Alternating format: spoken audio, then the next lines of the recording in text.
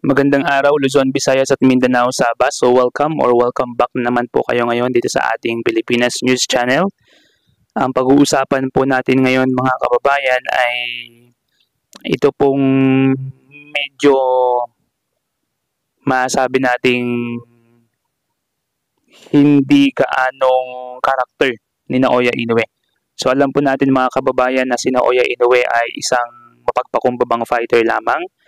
Pero matapos po na talunin nito si Akhmad Aliyev, ito po ang sinabi niya sa Facebook page ng El Grafico.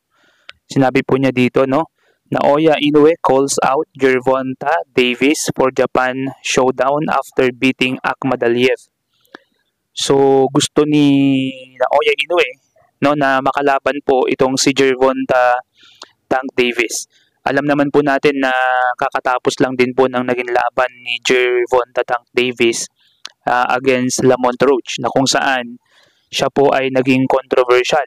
Ito pong laban na to nila ay naging controversial dahil siya po ay lumuhod sa kalagitnaan po ng laban nila. Okay? At draw nga po ang naging resulta ng laban niya against Lamont Roach. At magkakaroon po ng rematch sa pagitan po ni Lamont Roach and ni Gervonta Tank Davis. So ngayon po mga kababayan, hinahamon ng Japanese Monster, no? Pagkatapos po niyang mapatunayan na siya ay matibay, na talagang kaya niyang baklasin, i-dismantle itong si Akhmad Aliyev na isa na sa pinakamalakas na kinalaban ni Naoya Inoue. Ito po yung sinabi niya, I respect Davis, he's a great champion. Very powerful, but I want him to come to Japan and fight me here. This is the fight the world wants to see. Yan. So ito na po yung sinabi ni Naoya Inoue. Siya na po mismo ang naghahamon or nagko-call out ngayon ng mga big names sa mundo ng boxing, mga kababayan. Sabi po dito, I respect Davis. He's a great champion, very powerful, but I want him to come to Japan and fight me here. So, yan po yung nabanggit ni Naoya Inoue, mga kababayan. At ito naman po, mga kababayang sinabi sa Boxing Fan Club. Hindi pa po ito confirm kung sinabi po talaga ito ni Pacquiao. Ito po ay sa naging laban ni Terence Crawford versus Canelo Alvarez. Kung mapapansin po ninyo, mga kababayan, Meksikano po itong si Canelo Alvarez at alam naman po natin yan, and American po itong si Terence Crawford. So, ginanap po ang laban sa MGM Grand, no? Sa Las Vegas, Nevada. At doon po ay pinakita ni Canelo ang kanyang performance at ganoon din si Terence Crawford. Sinabi po niya dito ni Manny Pacquiao, pero hindi pa po ito na fact check, mga kababayan, paki-check niyo na lang po. Sabi po dito, he paid the referee. Manny Pacquiao drops the accusation of trap of bombs against Crawford with the test that is shaking everyone from boxing. Ibig sabihin po nito, mga kababayan, merong nangyaring bayaran sa boxing or sa laban po ni Canelo Alvarez kontra dito kay Terence Crawford, mga kababayan, na kung saan, kung i-analyze po natin yung naging laban, sa mata po ng mga tao talagang nangingibabaw ang skills and boxing advantages nitong si Terence Crawford. Ganun pa man, ang unified champion na si Canelo Alvarez ay na-dismantle lang niya ng ganong kabilis.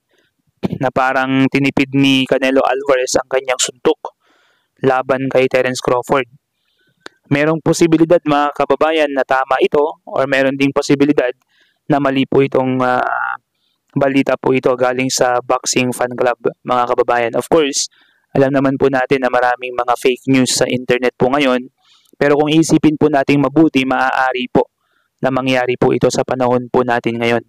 At maaari na, alam nyo, nangyayari nga sa flood control projects ito, no? Akala natin yung mga tao ay matitino, akala natin magaganda ang kanilang ugali or pagdating sa pera, itatrato ng maayos or may justice ang pagtrato sa pera ng bayan.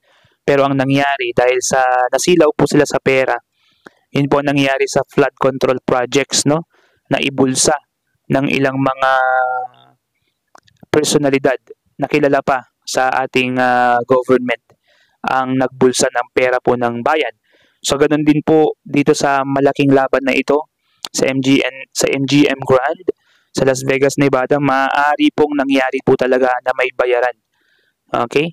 Maaaring pwedeng next to Mayweather po ang mangyayari dito kay Terence Crawford. Although wala po tayong mga evidences, maaari lang po. Ito po yung sasabi ng inyong lingkod na maaari po itong mangyari, mga kababayan, sa kabila ng mga korupsyon, sa iba't ibang panig ng mundo, sa uncertainties, pwede pong gawin ng mga tao na laruin na lang ang mga audiences ng boxing or yung mga boxing fans, mga kababayan. So, maliban po dito mga kababayan sa balitang ito, sinabi po dito sa Facebook page ng News 5, 15K dagdag sahod para sa mga guro isinusulong. So, para po ito sa mga guro na dagdag sahod po nila, 15K po yon across the board. Ibig sabihin po nun, madadagdagan ng sahod sa current na sahod po ng teacher ngayon, madadagdagan po ng 15,000. Ito po ay ibibigay via 3 tranches, kapag po ito ay naisulong at naisabatas na ng ating Senator Riza Hontiveros. Ito po ay magsisimula na kaagad. It will take effect immediately after po ng dagdag sahod nitong mga dinadagdag sa atin po ngayon.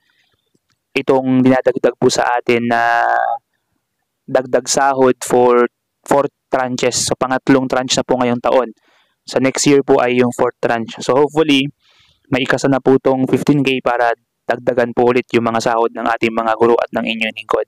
So, yan lamang po ang ating mga nakalap na mga balita sa mga oras na ito, mga kababayan. Kung meron po kayong katanungan, meron ka po kayong gustong i-share dyan sa ating comment section, huwag po kayong mahihiya na mag-type lamang po ng inyong mga comments dyan sa ating comment section. So once again, this is Pilipinas News Channel. Kung nagustuhan po ninyo ang content natin, paki-subscribe na po ang ating channel.